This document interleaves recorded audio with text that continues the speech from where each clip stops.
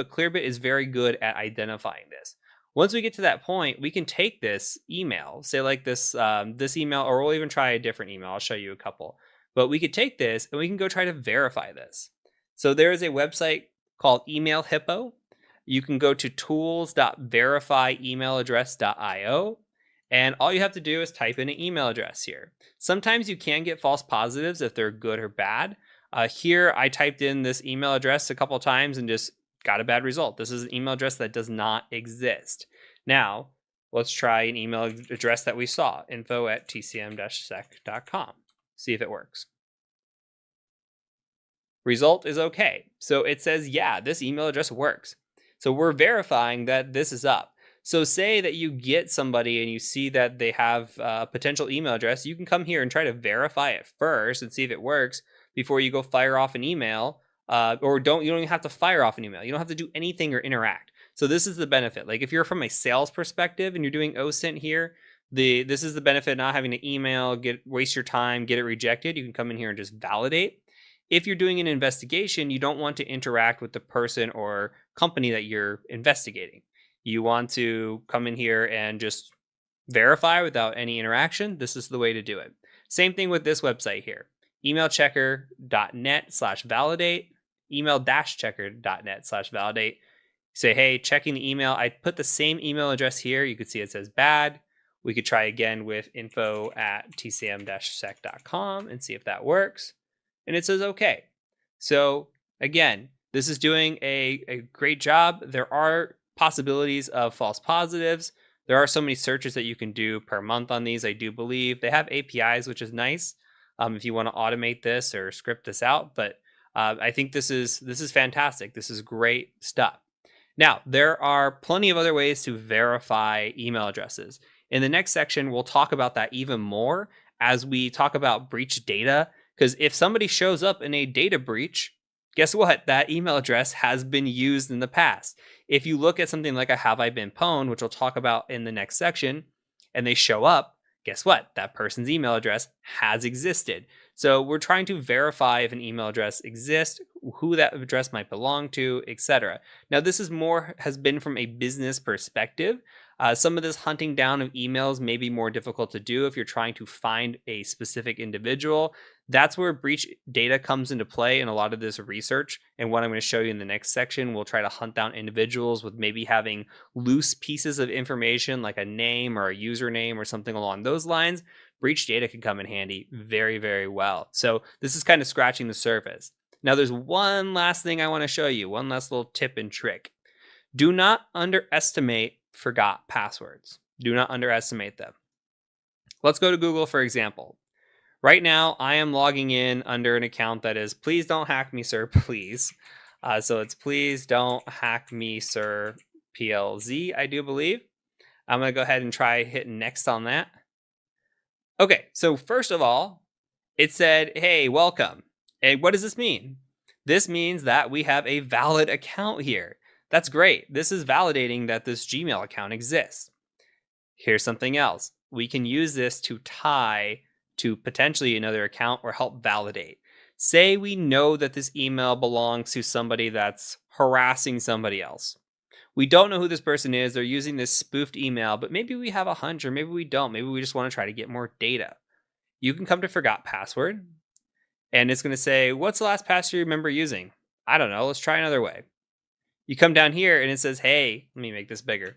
Google will send a verification code to H. And it says, look, it shows you the rest of the digits here. And then at TC here. That would give you a pretty good indication if you're tracking who your subject is, that this email could tie to somebody else. Look, this is heath@tcm-sec.com. Okay, so this email belongs to me. This is tying back to me. Now you have another point here. So if you knew about this email address and now you have the link, the connection to guarantee that this person, this is evidence right here. Say you were doing something, which we'll learn about again in the next section, where you're looking through breach data, you find a username that matches this email address and also matches this email address, but people can reuse usernames. There could be multiple people who use the same username. So you need to verify or some link this would be a proof of a link between those, a pretty strong proof if you ask me. If you can say, hey, I identified 2 email addresses with the same username, I did an account recovery, came in here and saw that this had this same first character and first domain name, I think that's a pretty strong correlation. So things to think about, wheels to be spinning. Try to identify email addresses in any way possible. We'll cover this more in depth in the next section. And I'm really excited because password hunting is one of my favorite things. So let's go ahead and move on to the next section when we talk about password OSINT.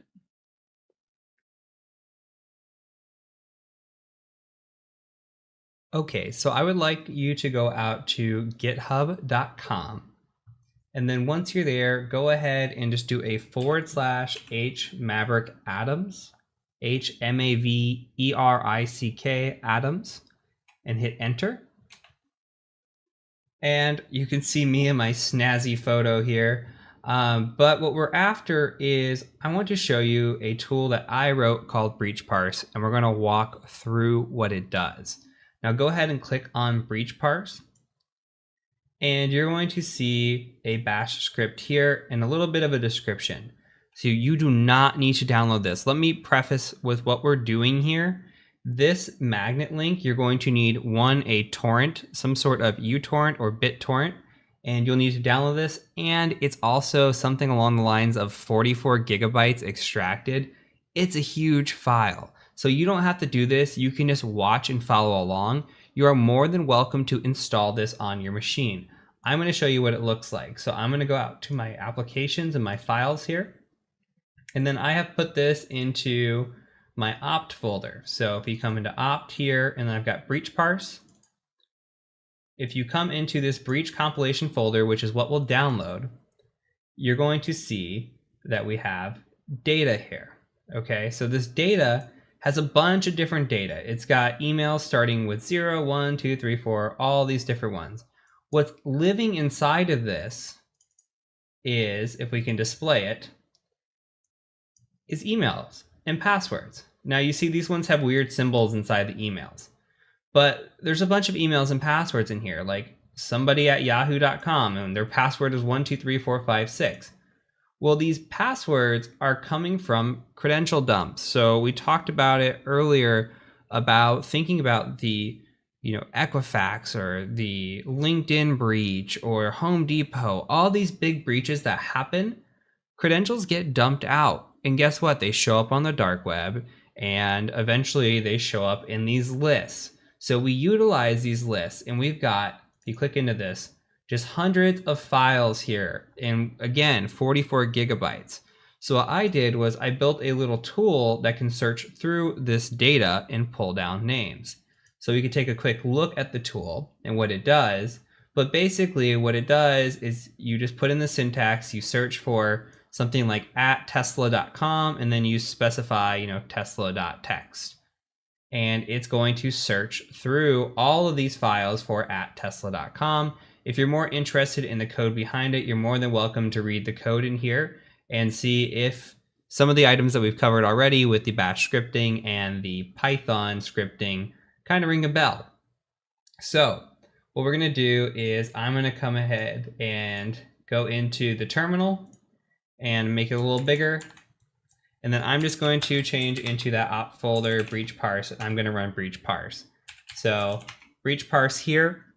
And what we're going to do is I'm just going to say @tesla.com and then tesla.txt, and that's going to run. So again, you do not have to install this. This is only for visual purposes. I'm going to show you in the next video another way to do this. So this is going to run through. It's going to take a minute here, and it's going to grab everybody's username and password that says tesla.com and the username, and then it's going to have all the passwords. And we're going to be able to decipher things from this. So I'm going to let this run, and as soon as it's done, I'll come back and we'll talk about the results. Okay, the results are back. So this breaks it down into 3 files. There is it's cat Tesla. There is a master, passwords, and user. So the master has the username and password, and then the users file has the users, passwords has the passwords. So I'm going to actually gedit the Tesla master.txt, and let's take a look at this. So from here, we don't have a big list, surprisingly, for a company the size of Tesla. So what happens is people utilize their work credentials or their work emails, and they log into websites and probably shouldn't be using their work emails for, and we just use it to our advantage. So what we're after not only these usernames, but we're after these passwords as well. So we see these usernames and we see these passwords, and I like to look for repeat offenders. I like to look for the syntax as well. Remember, we had first initial last name, but we see first name dot last name here. We see possibly, just a single name. There are different types of things in here. So Nick at Tesla.com as well. So, it's changed up. I think nowadays it is first initial last name, but maybe in the past they used first name dot last name and then moved to an easier format. Or vice versa, they started first initial last name, they got too big, then they had to do first name dot last name. But again, what we're after here is potential repeat offenders. So look at this shark at Tesla.com. It got popped twice, and the password is very, very, very similar. So if I were to attack Tesla.com through a login interface, I might spray this username with this password and this password. That's what we call credential stuffing because we already know the passwords. And then I might make some modification of capitalized letters and non-capitalized letters with DADE because 907 and 814 appear to be consistent. So I would alternate capitals and non-capitals here in lowercase and just see maybe if something sticks. So this is something that's interesting. This user down here, 12345, 12345 star, probably not going to get in with that on a company like Tesla, but you never know. But this is what we would do. We would take the usernames and we would throw these passwords at it, and that's called credential stuffing. And then we would take these usernames and all the known usernames and we would spray passwords at them, like fall 2019, like we talked about in the last video. That's password spraying. So this is an important and very, very critical part of information gathering, is gathering these usernames and these credentials. Right off the bat, you want to identify those with your targets. So this is kind of what it looks like. This is what I do during every assessment, and hopefully that makes sense and that works into it. In the next video, we're going to go ahead and just show another method and start thinking again about these credentials and how they can be utilized. And then we'll do some other information gathering as we move on and learn some techniques and how we can get information on a client. So I'll see you over in the next video.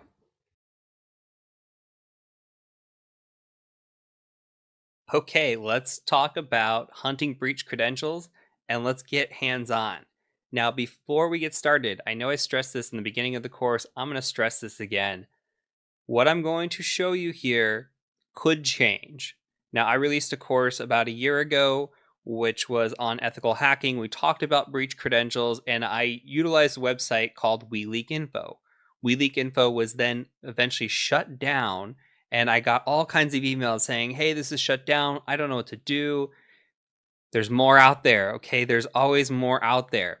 What I'm showing you is the methodology. I could show you on a specific website, which I'm going to do. That website could go down tomorrow. We never know. But what you need to retain is the thought process and the methodology behind what's about to happen. From there, you could take that and utilize it elsewhere. So if a website does go down, you still have the same thoughts, why you're doing it, and why you're thinking about it. So let's go ahead and move over to a website now. So I want to take you to a website called dhash. Now this is dhash.com. I do not expect you to be able to follow along at this point because this costs money. Okay, it's $5 for a week. It's $150 for a year. This is only, it used to take credit card. They only now take Bitcoin, I do believe, or some sort of cryptocurrency. Absolutely worth it, in my opinion. Even get a week. Get a week, see if you like it. It's amazing. There's going to be tools I show you later on in the course that will go through and we can do it locally, like the one I just ran in the last video. I ran breach parse, right? This is something that I put together and set up, and it's free, but the database isn't maintained. It's a slow search. I don't get the results back as instantly, and I can't tie it to as many data points as a website like this can. I think this website's great. Now let's talk about what dhash can do now that I'm logged in. We have the ability to search by, let me make this a little bit bigger. We have the ability to search by email, username, IP address, name, address, phone number, VIN. Okay, think about this. Say we know a email address. Okay, we know an email address. Say it's bob at tesla.com. We're not going to search this yet. We take Bob, and we know Bob, it has an account, and we're looking for him. We search him. Bob shows up, and we see Bob shows up, and we see maybe his name, like Bob Jones or something like that, shows up. Maybe something that he's been leaked in has his address. Or maybe there was an IP address tied to the client you're looking for or the person you're looking for. This can all be identified.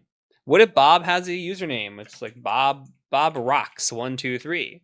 Okay, well, we can search that username in here and see if that username has repeated itself at all, which is great. We could search by password. So say Bob's password was Bob Rocks 123. We could search that password, and if it's unique enough, then maybe we can actually do some advanced searching. Like if we go back to the example from last time, like this last video, we saw this 907DADE814. We could put that into a search engine and see if that comes back to something else. Maybe that comes back to a user that is not at a tesla.com, but maybe it's like Bob at gmail.com. And then guess what? Now we have Bob's personal account, or now we have Bob tied to another email account, especially if we search by name or something that we can tie them together. We need to start being able to relate other accounts to each other. We can do that with hashing. We can do that with passwords. There's a lot of things that we can do, and we want to start tying this together. As a real world example, when I am looking at an organization and I'm doing research on hashing, or I'm doing research on breach credentials, I'm trying to think, okay, first, if my client is tesla.com, I might come in here and search at tesla.com, and I might come see how many results are in here. Let's see what happens. Okay, here's George at tesla.com. George has been in a shared data, so there's no actual any details here besides a potential username, a name, email. Okay, same thing with safety. We'd have to scroll down and see if we can find something that, okay, here's Adobe. Now, Adobe will have there's actually a Bob at Tesla. Bob at Tesla has a hash password here. Okay, so now we could say, well, first of all, we can go see if we can figure out what this hash is, which we'll talk about in a second. We can also go and say, okay, Bob, does Bob exist anywhere else? Does this hash exist anywhere else on this website? Can we tie it to another account that maybe, even if we don't crack the password, then we can say, okay, this ties to Bob at gmail.com. So like I would note this down and I would take this and copy it. So from a real world example, I would take all the data that I see on this website. I would collect all of the passwords, all of the usernames, everything. So like Tesla 9, all of this. I want to know what the passwords are. I want to know who the people are. I want to know all the data. Because if I could start finding patterns, if I could start putting things together, maybe I can even relate these back to their personal email accounts like we're talking about. And then I could see password patterns there or other passwords and just start tying this down. Because my goal is to break into an organization. If I'm doing a pen test, my goal is to break into an organization. So I'm going to take that data, and if I can find other passwords related to a personal account, I'm not going to go attempt to break into a personal account, but I will take that data and I will put it together and maybe try to break into their work email account with those passwords of that information. This can tie to an investigation as well. If you're hunting down an individual, you're trying to tie them to other accounts, this is incredibly useful. If you can find their data in a breach database and have a password, and that password's unique, you can search it, maybe find them somewhere else. You find an IP address, you find a name. There are often IP addresses in here, which we can tie to a location possibly.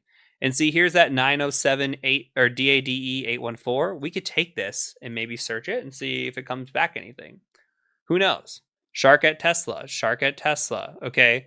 Shark at mail.ru. Look, this is a new email address. We didn't know about this one before. And look, it does us a favor. We searched DADE, but here's the capitalize. We didn't search for capitalize. We're not searching specific. Okay, and now we're getting more information. Look, here's one for Dropbox. Okay, so it tells you where this is coming from and how you can tie it in. If we can get any sort of name out of this, any sort of anything, that would be amazing. We can get a person's name or IP address and we can start tying them down. But when you're doing different searches like this, you need to start almost, like in the investigations where they have like the red yarn and it's going from one pinpoint to another. You kind of have to zigzag that back and forth and really try to tie this down. And you'll see that when we get into reporting, how you might take one individual and really just see like a password tied to an account, tied to this. And this was the exact methodology that we took to get to that point. Because when you write a report, you want to make sure that the investigative person, or say you're handing off to the police or whatever, you want to make sure that the person that is doing what you did, or they can replicate what you did with ease, and there's no question about it. So this is some of the searching that we can do. Now, if we come to dehashed, again, we can come here and we can search by email, username, name, anything. So you can put your name in here. I mean, if you want to search on here, I think it's great. You can come through here and just search for your name. Let's go back. Let's search Tesla again. I saw a hash in there. The Adobe hashes are kind of interesting. They're not the easiest to pick up, but let's see. Let's find this Adobe hash. So let's say we get a hash like this. We could try to identify what this hash is. We can try to crack this hash. We can see if it's been cracked somewhere else.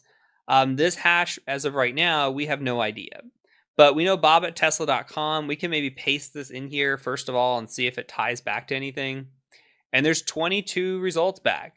I would probably be looking for somebody that has this password with the name of Bob. It's probably not going to be like a Brett or a Michael. We might want to see if we can find another account somewhere else, but these are all tying down to a hash from Adobe. So depending on how they were hashing this data, we might not find anything else of interest. But you can see all the things here, all the different opportunities that are here for us to just do research and tie down information. Now we can go to a website called hashes.org. And if we come here, we have the capability to actually try to search for this hash. So we could search hashes and see if we can find it. So you can come in here and just paste it. And again, it doesn't do a great job, in my opinion, with the Adobe hashes. Sometimes they crack, but a lot of times it says it can't find them. Oops, there we go. Let's try hitting a search here. Okay, so it says not a valid hash. Now, if you put this into Google as a search, you can see it didn't come back with anything either. So we want to make sure that when we're searching this, we try all options. There is an Adobe database that if you do put in a hash and it does show up, there's a GitHub Adobe database that will actually show up here. So with that being said, this is kind of what I want you to start thinking about when we're hunting down breach credentials. How can I take a person or company that I'm looking into? So if you have a company, you can just go at companyname.com or .net or whatever it is. Search in here, see how they show up. If you have a person, maybe a personal email account, if you can find that person, if you know their email account, you come in here and say bob@gmail.com. Maybe you don't know what their email address is. Then maybe you come here to the main page, you go, okay, I'm going to look for a name. I'm going to look for Bob Jones and search for that. And then you start taking this and trying to find the patterns. If you know Bob lives somewhere, maybe you could find an address for Bob, or maybe Bob lives in like Arizona. You could search Bob Jones and see if Bob shows up, and then kind of take it from there. And there is some search operators that you can utilize. You can see Bob Jones is taking forever. You can put this in quotations and search it again, and kind of narrow down your results here. So if we click on this, you could see like here's a name of, we got a lot of results, but here's the name of Bob Jones. This is a very common name. So but you could see, like, if we're trying to look this down, we can start searching and adding operators in here and trying to see if we can figure out to tie a username or something to them. So again, get your wheel spinning.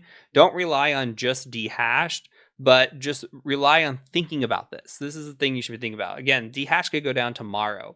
But if you're thinking about it in the way that the credentials and the information can be interwoven, remember that red yarn again, that's really what I want you to take away from this.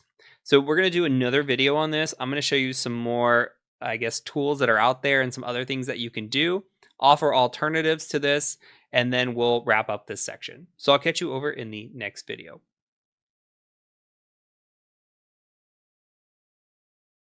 The next several videos are going to talk about web information gathering. So this is going to be important because a lot of the times we're going to be tasked with a web penetration test, or we might encounter a website on an external or internal penetration test.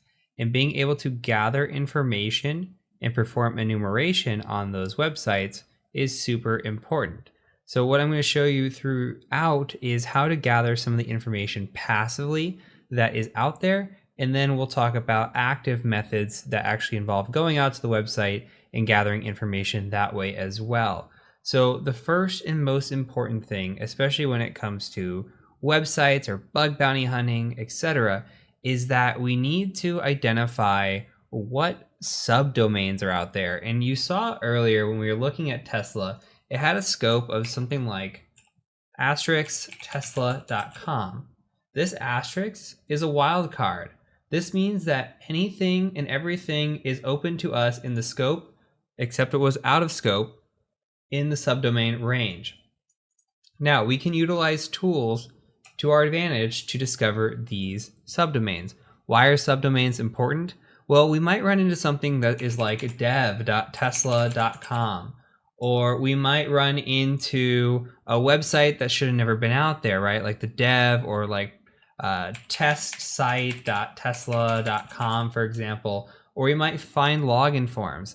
Another reason that it's so important is because if you just look at tesla.com, you're limiting yourself to one website where there could be potentially tons of websites on these subdomains. So we really need to hunt these and be certain that we're incorporating everything that we can when we're doing our assessments.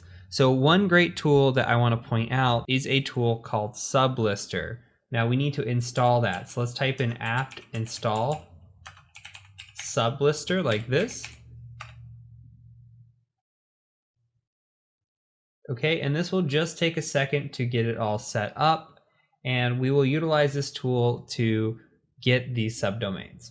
Okay, now that it's set up, all we have to do is type in Sublister, hit tab for autocomplete, hit enter, and it gives you the syntax. We can do a --h for help or -h for help, and all we really need here is a domain. So we could say -d for tesla.com, and it's going to start searching for tesla.com, and don't worry about this error if you get the error. So it's looking through all these different search engines, similar to what the harvester was doing. But you're going to see that it's going to return quite a bit more. So we see Baidu, Yahoo, Google. It's going to go through all these and try to search. Now, while this is going on, I want to point out another way to do this. So let's go out to the web, and let's go and load up another site called crt.sh. So we say crt.sh like this. It'll load up a website like so. Let me make this a little bigger for you. And we can do the wildcard ourselves. So you see the percentage is a wildcard. So we're just going to say %.tesla.com. Now what we're doing is we're using certificate fingerprinting. Now we're going to go out and look for certificates that have been registered, and it's going to attempt to find those and tell us what's out there.